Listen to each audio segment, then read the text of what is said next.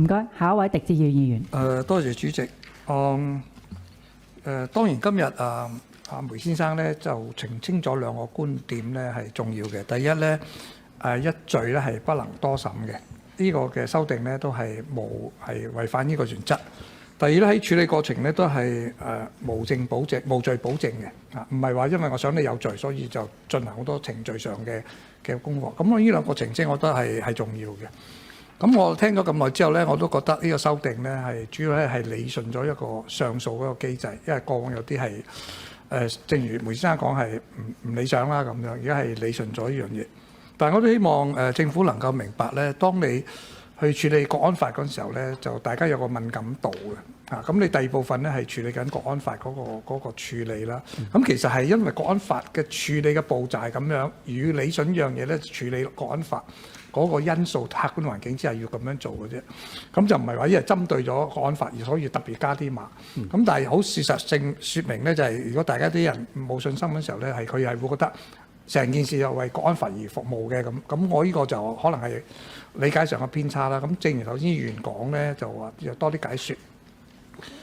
讓市民明咧係好正嘅，正如頭邊你所講兩個原則，一罪不能多審，同埋咧就無罪嗰個保證。咁我希望呢方面政府亦都再加把勁啦。咁我有幾個問題想了解一下嘅。第一樣嘢咧就係提到咧就係報道個限制。頭先梅先生講話，譬如喺處理上訴嘅過程裏邊咧，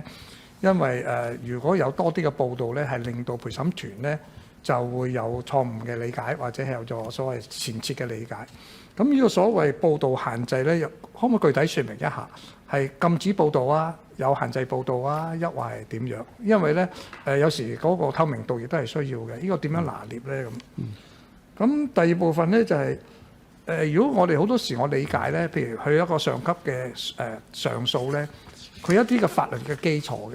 譬如可能程序咗不足啊，或者係有啲種證據咧係之前係突然間有新嘅發明，即係發現啊咁樣，係有個基礎嘅，唔係話我中意即係為咗算打多次咁樣搏一搏咁，唔係咁理解。咁如果喺依家個上訴嘅程序之下咧，你嘅法律考慮原則個基礎喺邊度，而justify你咧，即係話令到你覺得有條件去進行呢個上訴程序，呢個亦都係一個法律嗰個基礎咧。多謝主席。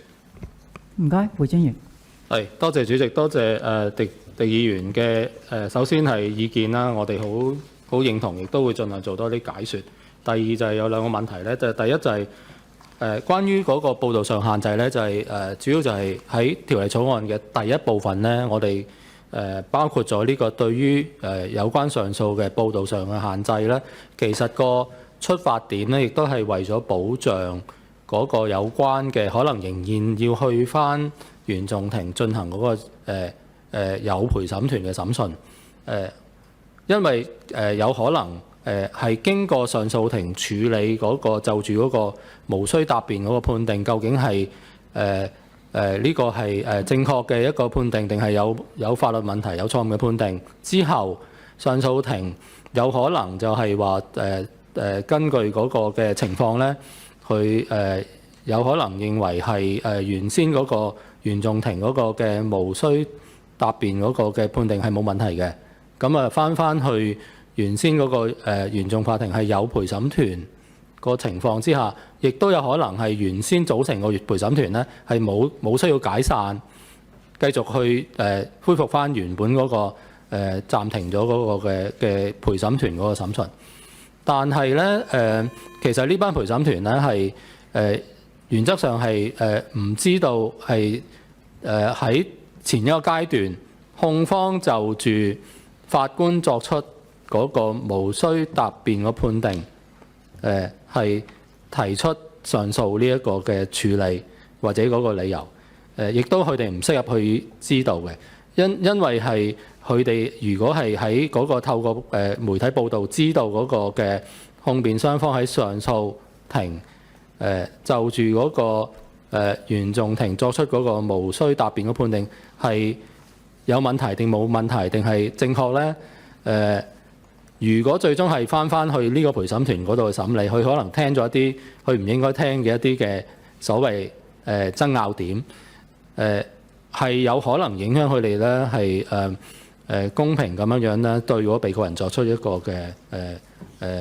一個嘅審訊。咁呢個就係嗰部分點解要咁樣規定係要作出報導限制。